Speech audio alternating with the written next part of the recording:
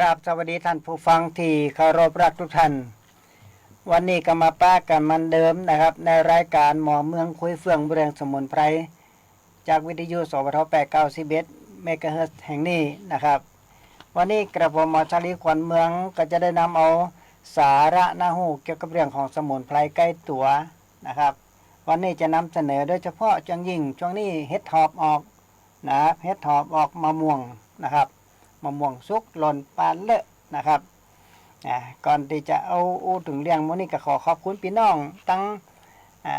สุโขทัยนะครับวันนั้นไปป้ากันที่วัดท่าเสาอุตรดิตถ์เพิ่นว่าโอ้ใครหันหน้าหมอชาลีมาบ่ได้อยู่จังหวัดสุโขทัยมันไกล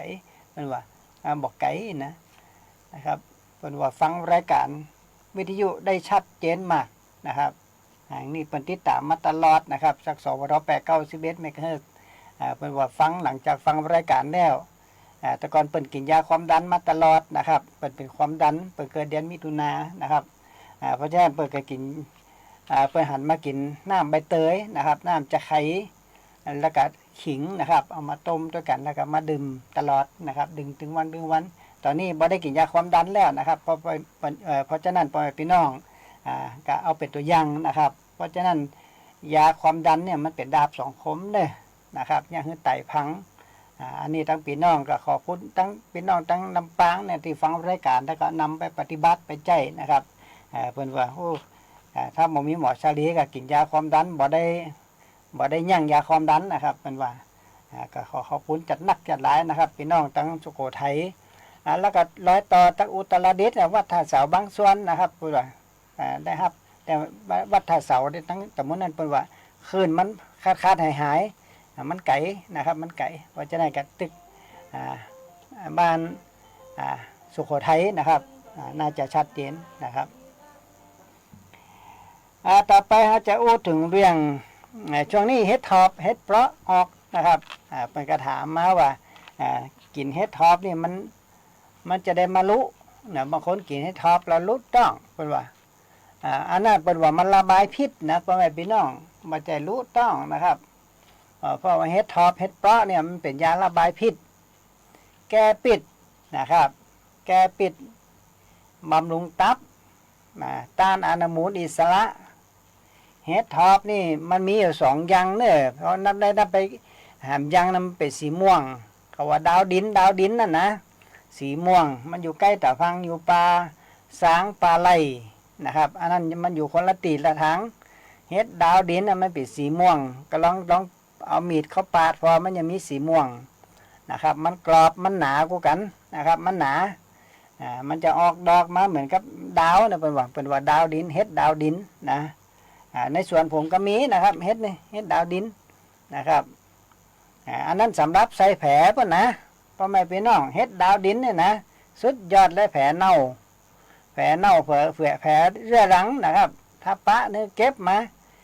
มาเอาก็เอาไปปาดเนี่ยแล้วก็เอามาใส่แผลเรื้อรังนะครับมันรักษาแผลได้ดีนะเอาติแก่ดำๆนะเห็ดทอบบ้านเฮาก็เหมือนกันนะครับเห็ดทอบบ้านเฮาเห็ดเปราะนี่นะรักษาแผลเรื้อรังนะบำรุงกำลังต้านอนุมูลอิสระนะครับป้องกันมะเร็งต่อมน้ำเหลืองไผที่ว่าเป็นน้ำเหลืองบ่ดีนะก็กินเห็ดทอบเนี่ยนะครับเท่ากระจังมันอดเอาถ้ามันเท่าเกี้ยวบ่ได้ไผบ่มีเขี้ยวกะไปซอยอ่อนๆนะครับซอยอ่อนๆเอาไปตำกับพวกย้ำเนี่ยย้ำกับมะเขืออย่าสัก3 หน่วยหนึ่งมาแขว้งสัก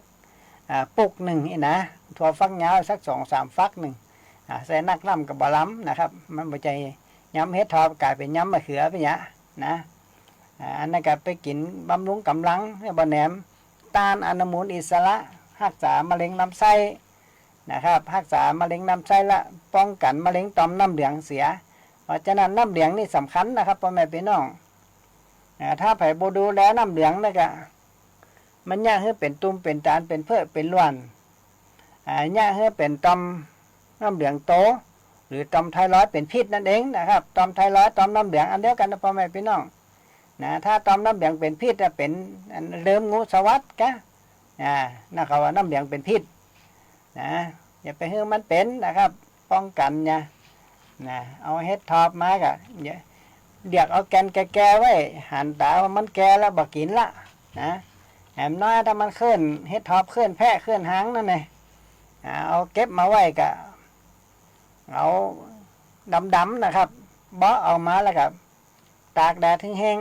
ตากแดดถึงแห้งแล้วเอามาบดนะใส่ขวดใส่ถุงไว้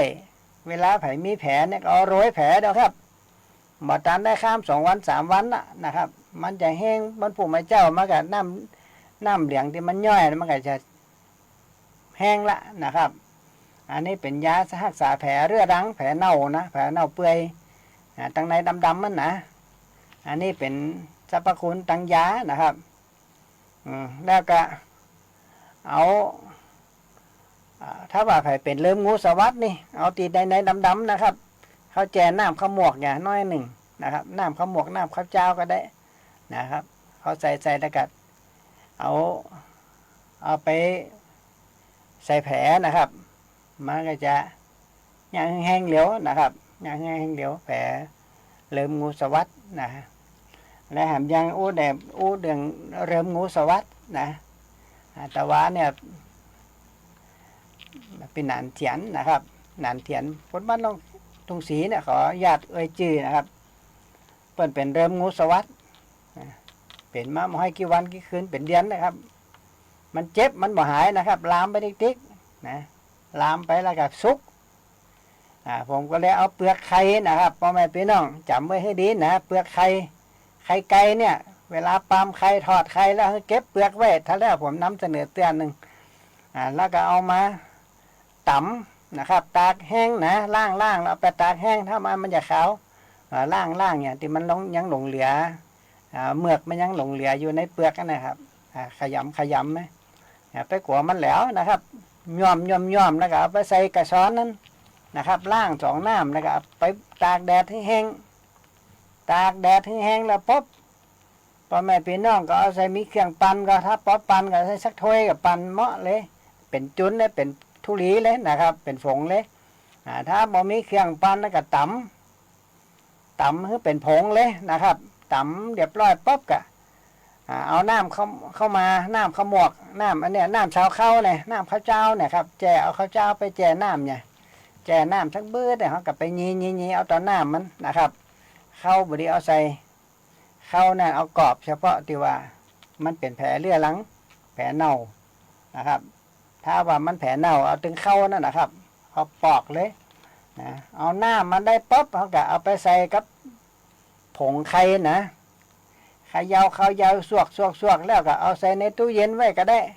หรือเอาตั้งไว้ตั้งนอกนี่มันอากาศมันมาห้อนนะครับถ้าเป็นมาคืนเขาก็เอาใส่ตู้เย็นไว้คืนผู้มาเจ้าเขาก็ลิ้นเอาตอนหน้ามันนะถ้ามาก็เอาไว้ถึงมันตกตะกอนสัก2 ชั่วโมงก็ได้แล้วก็เขาก็เอาหน้ามันมาตึงกินตึงตาเนอะพ่อแม่พี่น้องวันคืนเดียวแห้งเลยนะครับที่ว่าไอ้สุกใส่อาแตงนั่นนะวันผู้มาเจ้ามันก็แทบเมื่อนะแห้งอันนี้สรรพคุณของเปลือกไข่เนอะนะอย่าไปดูถูกว่าใครมาเปลือกใครมาได้นะขนาดว่าเอาไม้ไปปักที่ต้นหอมนะเอาต้นหอมนะไผ่ที่ว่าเป็นเพียงเข้านี่นะหอมน้อยเก้าหอมน้อยก็ดีเก้าต้นหอมก็ดีหรือว่าหอมดวนพักไผ่เนี่ยคนโบราณเปิ้นจัดดีนะครับเปิ้นยะไว้เขามาเดี๋ยวบ่หันมีแล้วโดยป้อพักไผ่หอมดวนแต่ก่อนเปิ้นมีไข่ไป3-4 แกนมั้งนะเอาไม้เขาปักแล้วเอาไข่เขาซุกไว้หั่นเปียกไข่เขาซุกไว้นะครับมันป้องกันเพี้ยงได้นะมันนี่มาแห้งแต่แห้งว่านะไข่เปียกไข่มาได้นี่นะเพราะฉะนั้นพ่อแม่พี่น้องก็ลองพอนะครับมาพักมันจะเป็นเพี้ยเข้าถ้าเพี้ยเข้าแล้วมันจะแดงมันจะเหลืองเราเอาเปียกไข่เขาซุกไว้นะครับคนมาเกาลืมขิงไปละก้าอีปล่อยแม่หมอพอนอนนะครับช่วยกันบอกกันไปต่อกันไปนะครับอันนี้กับสรรพคุณทั้งเปลือกไข่ที่จะมาช่วยพ่อแม่พี่น้องได้ยามคับขันนะครับเพราะว่าเปลือกไข่เนี่ยมันจะไปถอนปิดออกจากน้ำเหลืองที่มันเป็นพิษเนี่ยที่เป็นเดิมงูสวัสดเนี่ยนะดีไม่กลายเป็นตุ่มน้ำพองเนี่ยแปลว่าเดี๋ยววินัยไกบุตรนั่นนะครับบ่หายแต่ แต่บ้านเฮามีของดีอยู่นะครับมีของดีอยู่บอกต่อๆกันไปไม่ใช่ว่าถ้ามันเป็นมาซ้อหาเปียกไข่ก็บ่มีเห็นละนะไปซ้อหาน้ำเข้าก็บ่มีเห็นละไอ้นี่ไผมีกัดใส่หญ้าให้เรียบร้อยปุ๊บกัดเอาต่อหน้ามันนะครับเอาไปไว้ห้องฟิตท่านสักขวดกระทิงแดงเป็นอย่างขวดน้ำสักขวดก็เป็นไม่บอกเป็นอย่างก็กล้าบอกเกิดตู้เย็นก็กล้านะครับใส่ละไว้หันเกิดไผเป็นเนาะญาติพี่น้องคนได้เป็นมันจะได้ช่วยได้ตันตรงทีมาซ้ออาบเปียกไข่บ่ตันพ่อแม่พี่น้องอย่างผมว่ายังล้างจืดนั่นถึงเวลามันจะใจบ่ตันนะครับเอาใส่ตู้เย็นไว้ถ้าเอาใส่ทั้งนอกก็กลัวมันบูดกลัวมันใจบ่ได้เหมือนกับเก็บไปหันถ้าไผบ่เป็นอย่างกินซ้ำดีนะมันดับพิษร้อนถอนพิษไข้นะพ่อแม่พี่น้องกินเข้าไปนั่นแหละคือแคลเซียมอย่างดีบ่ต้องไปซื้อแคลเซียมมากินนะแคลเซียมเนี่ยไผที่ว่ากระดูกบ่ดีนี่นะครับกระดูกบ่ดีนี่ปะโตบางพ่อเอาไปเป็นกล้วยเป็นท้อไปขว้างขยะนะน่าเสียดายไก่บ้านมีกับไผเลี้ยงไก่ไข่เป็ดไข่นะครับปนให้เป็นจุนเอาไปผสมอาหารนั่นน่ะคือแคลเซียมนะครับไผที่ว่าเลือดน้อยเลือดจางเลือดบ่ดีกัดกินนั่นนะครับถ้าไผมีแคปซูลก็ใส่บรรจุแคปซูลกินถ้าบ่บรรจุแคปซูลถ้าปนเป็นผงทุลีแล้วก็ตักกินเป็นจ้อนช้าก็ได้นะครับหรือว่าจะเอาไปแช่น้ำก็ได้ไผกินบ่ได้ก็ถ้าว่านี่ก็กินเป็นน้ำก็ได้แต่มันอย่าบ่เท่าที่ควันนะครับมันอย่าได้แคลเซียมบ่เท่าที่ควันนี่มาได้เอาบ่ดีมันสูญเสียเปล่าประโยชน์นะมันจีของ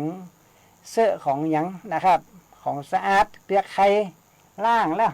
นะครับมันก็ดีดีกว่ามันก็ดีกว่าอย่างอื่นนะครับอันนี้ก็เป็นสมุนไพรใกล้ตัวตีเฮาควรจะตระหนักถึงความสำคัญของมันนะครับเอามาใจน้ำเหลืองถ้ามันบอดีแล้วก็เป็นพิษนะครับถ้าเป็นพิษก็เป็นตุ่มเป็นฝีเป็นสารนะถ้าเป็นภายในก็ฝีภายในคำว่าฝีก็คือน้ำเหลืองเป็นพิษนั่นเองนะครับมันจอนออกมามันซุกออกมาเนี่ยคือเน่าเสียถ้ามันเป็นที่ทางไส้ก็ฝีในไส้นะถ้ามันเป็นทางนอกก็ฝีคันธมาลาฝีก้นไก่อย่างเนี้ยนะ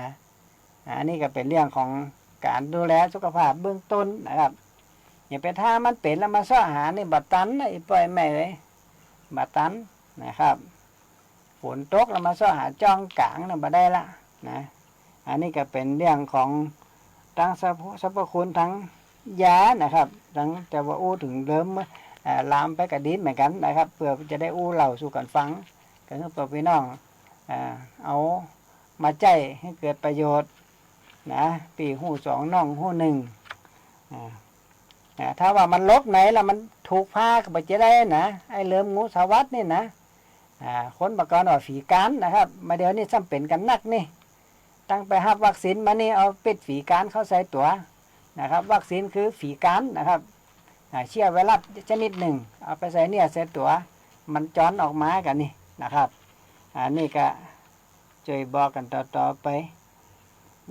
และสมุนไพรแหมชนิดหนึ่งที่จะเอามาเล่าสู่กันฟังนั่นก็คือมะม่วงนะครับมะม่วงมาเดี๋ยวนี้มะม่วงสุกลนกันมาใครกินมะม่วงกันนี่นะครับมาใครกินมะม่วงกันเนี่ยคือมะม่วงลนเต็มปื้นเก้าได้เฉพาะมาเดี๋ยวนี้มะม่วงตลับนาคซ้ำบอกใครกินไปใหญ่เลยนะครับปล่อยให้ลนเพ้อไปอย่าบางฝั่งเอาไปเทขว้างบ่ได้ขึ้นได้ขายว่ามะม่วงมันมีราคาอันนั้นคือคิดพิษนะครับคิดพิษละมะม่วงมันแปรรูปได้มะม่วงกวนก็ได้มะม่วงดองก็ได้เนี่ยอย่างละอย่างนะครับเพราะฉะนั้นมะม่วงแผ่นมะม่วงตากมะม่วงกวนเนี่ยมันเนี่ยได้หลายรูปแบบนะแปลเนี่ยอย่างเขามีแล้วเขาเก็บไว้นะครับมะม่วงสุกมะม่วงสุกไผที่ว่าหน้าบ่งามเนี่ยหน้าตกด่างเป็นกระเป็นอย่างผิวพรรณบ่ดีนี่นะครับสรรพคุณยาสูงมากเลยมะม่วงนะครับเอามะม่วงมานะครับกั้นเอาแล้วก็ได้ใส่ ใช้กระสอนกองเนี่ยนะครับบีบเอาตอนเนื้อมันเอาแกนมันขวางเนี่ยนะครับเปลือกมันเก็บไว้นะครับเอาไว้อันนี้ตากแห้งแล้วเอามาบดเป็นผงเอามาคัดหน้าหันสู้ซ้ำสุดยอดเลยนะครับเอามาคัดหน้าแกดอย่างก็ร้อยด่างดำบนใบหน้าอีนี่นะครับทีนี้มะม่วงกวนมะม่วงที่ว่าเนี่ยเขาก็ยะอย่างมะม่วงแผ่นเนี่ยแล้วเคี่ยวมันเป็นยางมะตูมนะครับเคี่ยวละเอียดแล้วก็เอามาฟอกหน้าปล่อยให้เย็นก่อนเนี่ยปล่อยให้เย็นก่อนเอามาฟอกหน้าไผ่ที่ว่าบ่งามเนี่ยผิวบ่เกลี้ยงบ่เก๋าเนี่ยคนโบราณเปิ่นว่าประเทศนอกนี่เปิ่นใจนะครับเปิ่นใจต่างประเทศนี่พระรู้เป็นยาสุดยอดเลยนี่นะเปิ่นเป็นยารักษาผิวพรรณเนี่ยผิวพรรณพุทธพองสดใสแก้กระแก้ดักดำหน้าเหี่ยวย่นเป็นหลุมเป็นบ่อนี่เปิ่นใจมะม่วงนะครับใจมะม่วงเอามาเคี่ยวแล้วปุ๊บก็หมอกมันเหนียวนี่เอามาฟอกหน้าละไว้คือมันแห้งปุ๊บก็มาล่างออกนะครับย่าให้ผิวเนียนผิวใสโดยเฉพาะมันมีวิตามินสูงไงครับมันมีวิตามินซีสูงนะมีวิตามินซีหนักกว่ามะนาวแบบ3 เท่ากันนะพ่อแม่พี่น้องมะม่วงนี่นะวิตามินซีหนักกว่ามะนาวแบบ3 เท่าเป็นวันนี้นะเพราะฉะนั้นก็ลองใจพอนะครับเอามาลูบเอามาตาหน้านะครับเอามาฟอกละไว้นะเขาบอกต้องไปที่ไหนเดี๋ยวเท้าให้ยะนะครับหรือมาเจ้ามาแรงมาฟอกละไว้เบิดทำจักเบิดเขาไปอาบน้ำไหมเนี่ยกินอย่างเรียบร้อยปุ๊บอย่างเรียบร้อยเฟียวบ้านเฟียวจองเรียบร้อยก็อาบน้ำก็ล้างมันออกเนี่ยนะครับแจ้งมาเจ้าเขาก็ฟอกพวกมาได้ก็เอาไปฟอกหน้าละไว้นะครับเฟียเนี่ยครบเนี่ยกินมาเจ้าไม่เฟียปียการงานไปทำงานกัดจับพอดีนะครับสักชั่วโมงหรือว่า30 นาทีนี่มันกัดจับพอดีนะครับอันนี้ลองพอจะไปให้มันเน่าเสียมาได้นะครับโดยเฉพาะมะม่วงตลับหนักเนี่ยมันมีมันส้มน้อยนะครับมันส้มถ้าบ่สุกแต่มันก็อย่าส้มนะเนี่ยจะได้ให้มันมีคุณค่าที่จริงนี่ใช่มะม่วงกาสอนะครับมะม่วงกาสอมะม่วงหัวหลมนะนี่ใช่มะม่วงหัวหลมก็ได้สรรพคุณทางยาสูงมากเลยนะครับมะม่วงหัวหลมมีวิตามิน100 กรัมเนี่ยนะครับมีวิตามินเอ1 ใน 4เลยนะครับวิตามินเอ1 ใน 4เลยนะครับจะช่วยสร้างเยื่อบุและเซลล์ผิวหนังนะครับบำรุงปอดบำรุงผิวหนังให้สดใสบ่ให้เหี่ยวผิวย่นเหี่ยวย่นนะอันนี้เป็นวิตามินมันมีวิตามินอีอยู่ด้วยนะด้วยนะครับช่วยบำรุงประสาทวิตามิน B1 ช่วยบำรุงประสาทวิตามินอีเนี่ยมันนักนะครับเพราะฉะนั้นในพ่อแม่พี่น้องสำหรับฮอร์โมนแม่หญิงที่กินมะม่วงกวนคนมาเก่าเนี่ยเป็นคนโบราณเนี่ยเป็นกินมะม่วงกวนนะถ้าว่าเลือดล้มบอดีปกตินี่พอกินมะม่วงกวนป๊บนี่เนี่ยเลือดล้มดีนะสำหรับแม่หญิงบำรุงฮอร์โมนในแม่หญิงนะครับอันนี้ลองพอนะครับเดี๋ยวเรามาอู้กันต่อนะครับมะม่วงยังบ่จบเดี๋ยวเรามาฟังเสียงเพลงสักเพลง2 เพลงนะครับเชิญพ่อแม่พี่น้องรับฟังเสียงเพลงได้เลยครับ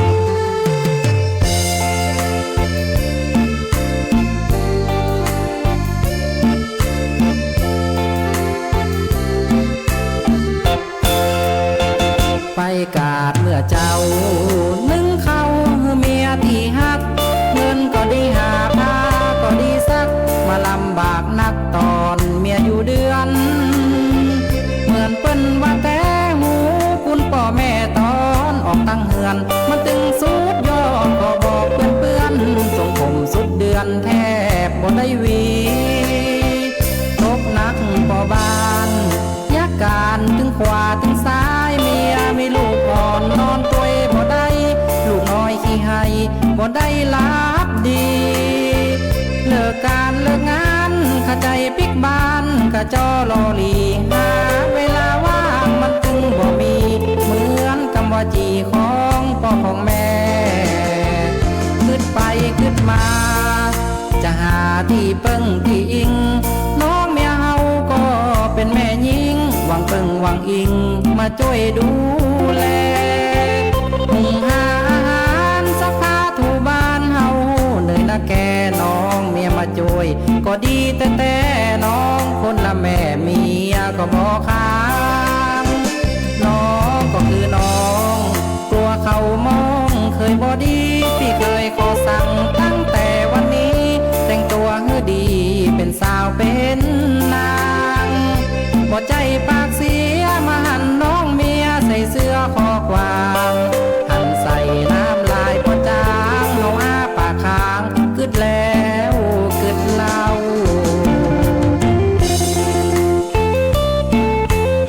เนี่ยเวลาคำมึงเอาเปิดไฟเนี่ยมันก็แจ้งเป่งลึ่ง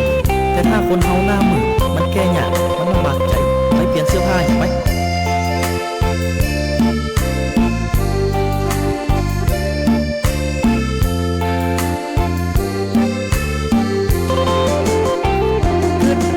ขึ้นมาจะหาที่เปิ้งที่อิงน้องเมียเฮาก็เป็นแม่หญิงหวังเปิ้งหวังอิงมาช่วยดูแลหุงหาอาหารซักผ้าถูบ้านเฮาเหนื่อยนะแกน้องเมียมาช่วยก็ดีแต่น้องคนละแม่เมียก็บ่ค้างน้องก็คือน้องกลัวเขามองเคยบ่ดีที่เคยขอสั่งตั้งแต่วันนี้แต่งตัวให้ดีเป็นสาวเป็นนาง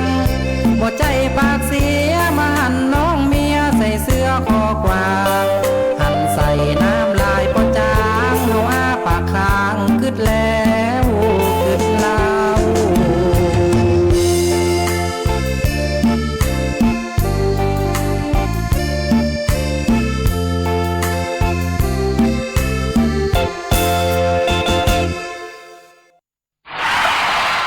ปัญหาเคลมประกันไม่ได้กรมธรรม์ยังไม่คุ้มครองปัญหาเคลมไม่ได้ผู้ขายประกันไม่นำเงินส่งเข้าบริษัทประกันภัยปัญหาเคลมไม่ได้บริษัทประกันภัยปฏิเสธการจ่ายค่าประกัน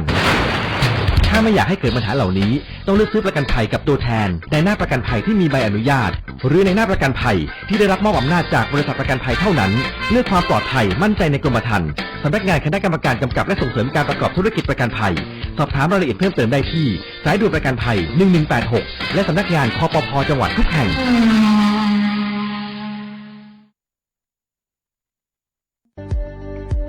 โรคซึมเศร้าเกิดจากความผิดปกติของสมองในส่วนที่มีผลกระทบต่อความคิดอารมณ์ความรู้สึกพฤติกรรมรวมถึงสุขภาพทางกายแต่คนส่วนใหญ่มักจะนึกถึงแค่เพียงอาการหรือสภาพจิตใจที่เปลี่ยนไป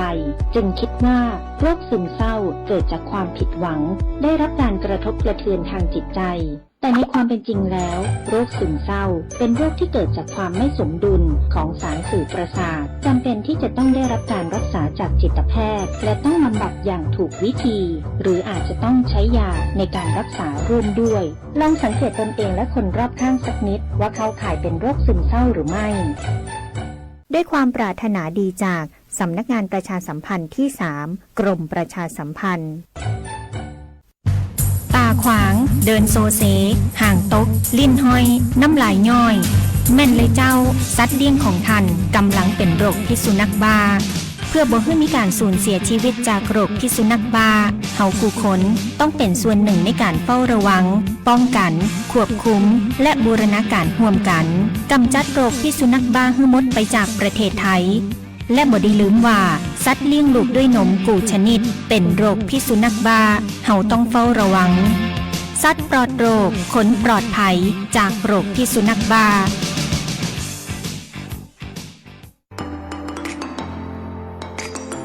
ขับขี่ปลอดภัยเมืองไทยไร้อุบัติเหตุด้วยความห่วงใย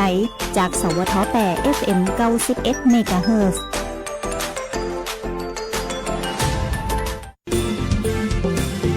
คุณกำลังฟังสวทแพร่ FM 91 เมกะเฮิรตซ์ครับก็จบไปเสียงเพลงนะครับ เฮามาอู้ถึงเรื่องสมุนไพรมะม่วงต่อจำจักน้อยนะครับสรรพคุณสมบัติที่ควรจะใจนี่ครับที่ผมหันเนี่ยก็คือมะม่วงสุกมันหนักเพราะฉะนั้นพ่อแม่พี่น้องก็เก็บมะม่วงมาปอกนะครับมันอย่าส้มมันอย่าเปรี้ยวอย่างกระจามันเตอะนะครับดีกว่ามันถ้าว่าเขาปลูกไปแล้วใจเวลาปลูกมาให้กี่ปีใจให้มันเกิดประโยชน์นะครับนำมะม่วงสุกมาปอกถ้าได้ของส้มๆน้อยมะม่วงจริงๆใจมะม่วง3 ปีมันบอกใครมีแล้วพ่อแม่พี่น้องเอ้ยผมค่าได้มะม่วง3 ปีนะครับเอามาปลูกไว้เป็นยาสมัยโบราณเนี่ยกาดอกใบมันก็เหลียกินแล้วนะครับแก้พดผื่นคันมาต้มอาบน้องอ่อนเป็นพดผื่นคันเนี่ยเอาเปียกมาเดียวถ้าไผ่มีนะครับเอามะม่วง3 ปีเนี่ย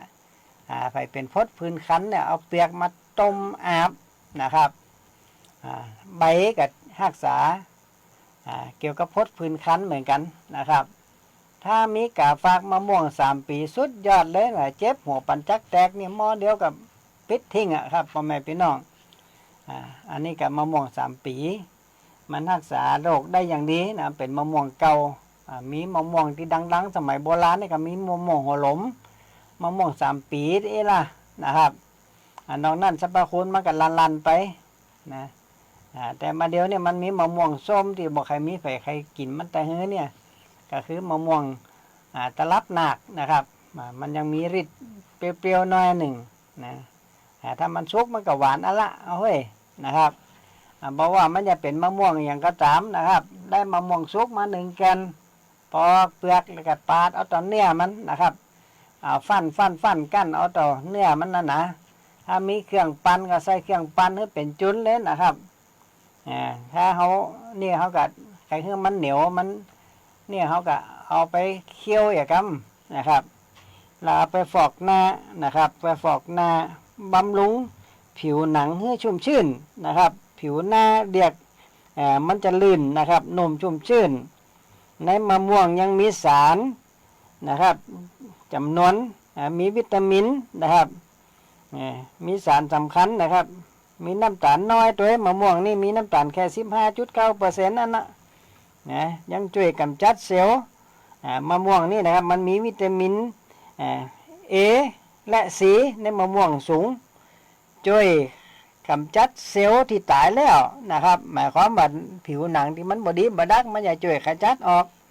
มันจะลุดออกไปเลยนะนี่บ่ต้องไปใจช่วยนั่น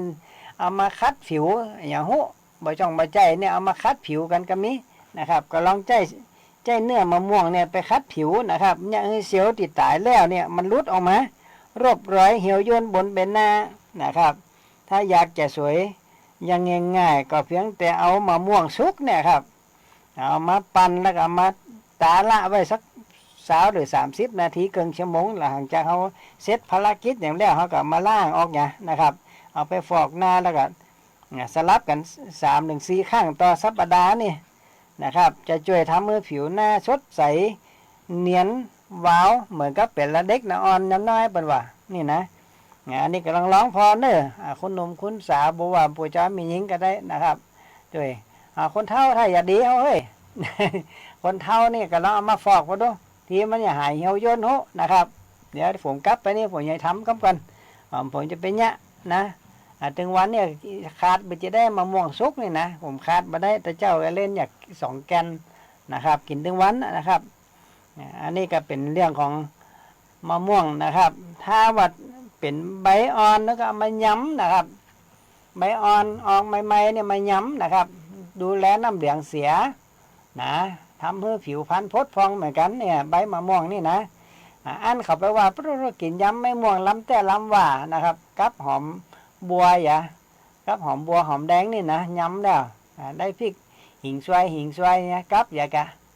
มันล้ำนะครับเป็นว่ากินข้าวกับย้ำไม่ม่วงอิ่มแต่อิ่มว่ามาเขาเรียกว่าซาใบม่วงย้ำใบม่วงย้ำนี่ก็คือใจสุกต้มนะครับต้มสุกเอามีมะขามสุกก็เอาไปต้มด้วยเพื่อมันชมเจ้าเพาะอย่างน้อยนี่นะครับเป็นยาระบายพิษนะครับระบายพิษกินไปเตะของบ้านเฮา กินบ่ให้มันตายกินให้มันดีขึ้นนะครับเพราะฉะนั้นพ่อแม่พี่น้องอย่าไปจำกัดอาหารอันนั้นก็บ่กินอันนี้บ่กินกันนั่นน่ะสุขภาพถึงบ่ดีนะครับบ่ต้องไปอะไรอย่างนักชีวิตของคนเฮานี่นะ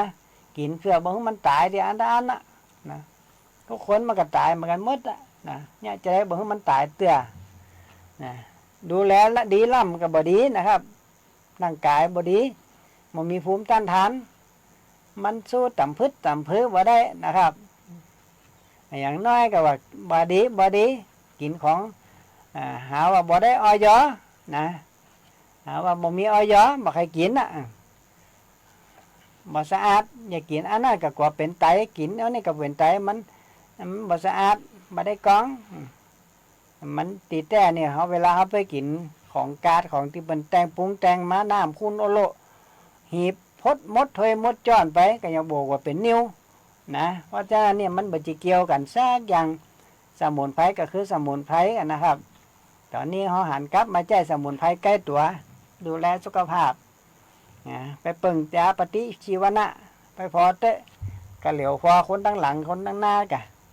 ไปฉีดเหมารถกันไปฉีดไอ้ที่เขาฉีดนั่นมันเป็นยาแก้ปวดนะพ่อแม่พี่น้องยามอร์ฟีนระงับอาการปวดมันแก้อักเสบหมดฤทธิ์ยามันก็เจ็บมาแหมไปบ่ต้องเหมารถเหมาล้างไปที่ไหนมาเดี๋ยวนี้ไปไหนคนที่เหมารถไปนะที่ว่าขี่รถไปเป็นละหุยนะมาเดี๋ยวไปไหนบ่ได้ละนะเพราะว่าอย่างเพราะฤทธิ์ยาแก้ปวดมันหมดละที่แต้เนี่ยมันก็ต้องบำรุงนะดูแลบำรุงจะไปท่ามันเป็นบ่เป็นอย่างสักเตียบ่เอาอะสมุนไพรนี่อย่าไปกึดนะครับบ่ถึงเวลามันเตียถ้าถึงเวลาเนี่ยเป็นเอากำเดียวนะบางคนนั่งกินข้าวด้วยกันแต่มันผูกไปละเพราะฉะนั้นเอาสมุนไพรบางอย่างบางสิ่งบางอย่างเนี่ยดูแลก่อนที่จะบำรุงเนี่ยก่อนจะกินอย่างเนี่ยก็ควรจะคับพิษอย่างนี้สมุนไพรแต่ละอย่างมันจะดีขนาดไหนถ้าว่าร่างกายบ่มีความพร้อมเนี่ยมันสะสมมาเมินแล้วพ่อแม่พี่น้องสารพิษมันสะสมมาเมินแล้วเดือนนะครับอย่าสัก3 วันก็ยังดีเนี่ยว่านรังจืดเนี่ยครับปิดเนี่ยคนมาเกาวัตถุพญาตอีนู้ทุพญาตปั๊บถาดเจ้าเหรียญผมวาดบ่อยๆไปเพื่อพ่อแม่พี่น้องเอามาโอ้มันเนี่ยเพื่อพ่อแม่พี่น้องได้โห่ว่าควรจะเนี่ยจะได้นะครับที่จริงยาเป็นจัดดีแต่ร่างกายบ่พอไหมภูมิคุ้มกันเขาบ่ดีก็บ่มีความหมายนะครับยาคาเป็นเหมือนทองคำก็บ่มีความหมายนะธาตุพิการอาหารก็บ่ย่อยมันอันไปว่านะครับธาตุพิการคือ20 ปี28 36 44 52 60 68 76 84 92อันนี้ตกธาตุพิการเนอะพ่อแม่พี่น้องกินยามากกับปอนจ้องไข่หันกับพอน้ำพุหัวเอาน้ำเขาใส่พอดูมันเต็มกันนะครับมันก็บ่เต็มเพราะมันหัวกันเหมือนเดียวกันธาตุพิการเอายาอย่างไปใส่มันก็บ่มีความหมายนะฉีดยาตะก้ามปัญญาล้มันก็บ่เกิดประโยชน์เพราะฉะนั้นก็ครับสารพิษแล้วกับปั๊บถาดเจ้าเหรียญเนี่ยยาปั๊บถาดเจ้าเหรียญก็มีดีปีชะพลูจ่าข่านปิดปิวแดงมีขิงมีแห้วหมูมีพริกไทยนะครับอันนี้เป็นสมุนไพรปั๊บถาดเจ้าเหรียญนะครับเอาไปย่ากินนะต่อไปเป็นสมุนไพร ที่พ่อแม่พี่น้องไปท่าแต่ว่าเอามาเนี่ยดองไปท่าต่อผักกาดไปท่าต่อผักกาดมาเดี๋ยวบ่จำเป็นต้องมีผักกาดแล้วพ่อแม่พี่น้องผักขมบ้านเฮาเนี่ยนะครับผักขมดองมาเนี่ยผักดองกินกันนะครับผักดองเอาผักขมจีนที่มันเก้าใหญ่ๆนี่นะมันเหมือนกับผักขมเป้าก็ได้เอาผักขมเป้าผักขมจีนมันแดงน้อยการแดงน้อยแต่มันเก้ามันอวบมันใหญ่บ่ใจผักขมฮัดนะผักขมที่มันออกหน้าบ้านพ่อแม่พี่น้องอาลานนั่นน่ะไปเอาผ้าไปโลกขว้างกันอย่างมดเลยเป็นโลกขว้างกันเนี่ยมันก็จะมาแต่ก่อนนะเลี้ยงหมูคนที่เลี้ยงหมูก็สบายเลี้ยงไก่ก็สบายเอาไปต้มมือไก่ขึ้นหมูของนะมาเดี๋ยวนี้ผมเอามาดองนะครับมาดองอย่างฟักดองฟักกาดดองเนี่ยก็ล้ำแต่ล้ำบ่าพ่อแม่พี่น้องเอาฟักขมมาดองนะครับมีฟักขมเป้าฟักขมจีนนะครับฟักชัยยาฟักเซียนนะครับ หาพักเซียนบ่ได้บ่มีก็บ่ต้องไปสนใจมันเอาพักขมกับพักชายานี่ก็ได้ละนะมีผักกาดกับผักกาดอย่าฟ้องบ่มีผักกาดก็แล้วไปบ่ต้องไปถามมันถ้าบ่มีนะผักกาดถึงวันนี้รอแต่ผักกาดเขียวรอแต่ผักกาดเขียวผักกาดเขียวมายะดองกับปีในพระห้องเนี่ยเตียงบ่ได้กินจีนนะครับ ผมเอามาดองนี่มิตรนี้ก็มดนะครับ นี่ก็เอามาฝากเจ้าหน้าที่นี่มันล้ำบ่ล้ำก็มาถามเจ้าหน้าที่ในสถานีนี้นะครับเอามาฝากเป็นถุงหนึ่งล้ำแต่ล้ำว่าวิธีทำมันจะยากนะครับบดีไปตากเนี่ยผักกาดก็เหมือนกันนะครับบางฝั่งไปตากเอาเจ็บมันเหี่ยวทีนี้ถึงเวลามากินมันเหนียวเนี่ยมันบักกรอบได้มากระล่างหน้ามือสะอาดแล้วก็เอามาใส่ถาดใส่ดงใส่กวะเข้าอย่างกันตุบอย่าเอาเกี่ยเข้าหุยไปนะครับพัก2 กิโลเนี่ยเกี่ย1 จ้อนนะครับเกี่ย1 จ้อนซุ่มๆหน่อยนะพัก2 กิโลนี่นะตุบแล้วเอาเกี่ยเข้าหุยกับก้อยกระลิกไปอย่าไปกระลิกเลี้ยวเตี่ยถ้ากระลิกเลี้ยวมันอย่าเปียนะครับก้อยยู่ไปยู่มากับปิกใส่ปิกขวากับเดียวมันก็จะย้มละถ้ามันย้มปุ๊บกับการลิกเอาเจ็ดมันกำนั้นเขาได้ตีแล้วนะเอาเจ็ดมันย้มหุบปั้นน้ำจกประมาณพี่น้องน้ำมันก็จะออกทีนี้เขาก็เตรียมน้ำเข้าสัก3-4 กัมนี่นะเข้านึ่งนะเอาไปใส่ถ้วยแจละไว้ก่อนเพียเขาตุบอย่างพักกั้นพักย้มเรียบร้อยเพื่อเขาก็เอาน้ำเข้าเนี่ยเข้ากั้นด้วยห้องนะครับยุดไว้ส่วนหนึ่งเอาน้ำเข้าเนี่ยเข้ากั้นปั้นเอาเจ็ดมันปั้นได้เหมาะนี่นะครับอย่างการพักชายานี่กะตุบอย่างนี้ตุบอย่างพักขมกับตุบอย่างนะตุบมันแตกทีนี้ปั้นเรียบร้อยปุ๊บก็ลองแตะลิ้นพอว่ามันเก็มจับพอดีก็นะครับอย่างอื่นบ่ช่างใส่น้ำตาลนะไฟมักถ้าไฟมักฝงก็ฝงใส่จ้านช้าหนึ่งก็ได้แล้วแต่ไผนะครับฝงชูรสแต่งรสแล้วแต่ผมเนี่ยบ่ใส่กาตัวอีกระล้ำละนะอันนี้ก็ลองไฟบางคนก็ไปใส่ผงชูรสมันก็ล้ำไปหามแบบหนึ่งนะครับลองสูตรของไผของมันแต่ลองไปเนี่ยพอนะครับพักขมเนี่ยสรรพคุณทางพักขมเนี่ยมันมีถาดเล็กสูงแก้อ่อนแข็งอ่อนขานะยกแข้งยกขาบ่ขึ้นเนี่ยถาดเล็กนี่สำคัญนะพ่อแม่พี่น้องมันอยู่ในพักขมนักเนี่ยบ่ต้องไปซื้อยาถาดเล็กบางคนมดปีมดแรงบ่ได้กินยาถาดเล็กสักเดียวเนี่ยหมูเกิดมาเนี่ยทุกวันได้นี่เขาก็เอาถาดเล็กเขาฉีดละเพื่ออย่างให้มันแข็งแรงบำรุงถาดเล็กฉีดถาดเล็กเข้าไปก็อื่นกระลึกเต็มคอกนะเพราะฉะนั้นไผที่ว่าแข้งอ่อนขาอ่อนเป็นว่าขาดวิตามินขาดแร่ธาตุนะก็ลองพอพักขมทุกชนิดมีถาดเล็กอยู่สูงมากต้านอนุมูลอิสระนะครับต้านอนุมูลอิสระป้องกันเชื้อมะเร็งที่ก่อเกิดในร่างกายเขานะแล้วก็พักขมก็ยังบำรุงฮอร์โมนไผที่ว่าฮอร์โมนบ่ดีเนี่ยพักขมป้าซ้ำไปใหญ่เลยเหมาะเลยนะครับฮอร์โมนไผที่ว่ากำลังบ่ดีกำลังตกแล้วลองกินพักขมเปล่าแต่เขาถึงเวลาเขาก็เนี่ยเขามาเนี่ยส้มกินอย่างก่อนนะครับเอามาเนี่ยส้มกินถ้าใครต้องการสูตรนี่ถ้าว่าฟังบอดตันจดบอดตันกาโทรมาที่086-196-6354ตอนนี้ถ้าไปตั้งเจโลไปตั้งล่องกวางไปตั้งล่องเข็มไปแวะจิ้มพวกมีให้จิ้มนะครับเนี่ยให้จิ้มผมเนี่ยบันแหลงนี่กับไปจับไปกัดผมเนี่ยกายไว้นะครับปลาเล่เนี่ยกำช้ำน่ะอันนี้เป็นพักดองนะครับพักชายาก็ดูแลเรื่องไตนะแก้ไตพิการไตเรื้อรังเนี่ยไปกินแต่ยาความดันไปกินแต่ยาไม่กินยาโรคเก้าเข้าบวมไตกัดพังกันหมดนะครับอย่างทายยากก็ลองเอาพักชายามาดองไปดูนะครับพักชายาตึงวันนี้ผมกินวันละว่องมือนะลวกเนี่ยน้ำพริกทาไว้น้ำพริกแดงเนี่ยมันต้องมีจะกินอย่างอื่นมันก็ต้องมีพักแอมละนะครับถ้าบ่มีพักบ่มีน้ำพริกบ่ล้ำนะครับเลยบ่เป็นอย่างสักเดือนะครับสุขภาพเลยดีมาตลอดพักชายาดูแลเรื่องไตนะครับพักเซียนถ้ามีพักเซียนแก้ฝีภายในแก้ฝีสารปิดฝีสารพักเซียนบำรุงตับป้องกันมะเร็งเนี่ยมันได้หมดพ่อแม่พี่น้อง อันนี้ก็เป็นสรรพคุณทางยาเนี่ยผักเซียนผักใจยาผักขมเปล่าผักขมจีนผักขมแดงนี่นะดูแลเรื่องสุขภาพพอได้เป็นอย่างดีจากนั้นพ่อแม่พี่น้องกะฟังไปกะจดไปจดบ่ตังกะโทรมาถามนะครับ0861966354วันนี้หมอชาลีก็นำรายการจากพ่อแม่พี่น้องไปก่อนนะครับอาการนาปะกันใหม่สำหรับวันนี้ขอให้พ่อแม่พี่น้องโชคดีกูคนมีเงินใจแบบบ่คัดสนนะครับจุใจจ่ายกะประหยัดน้อยวันเดียวนี้มันยุค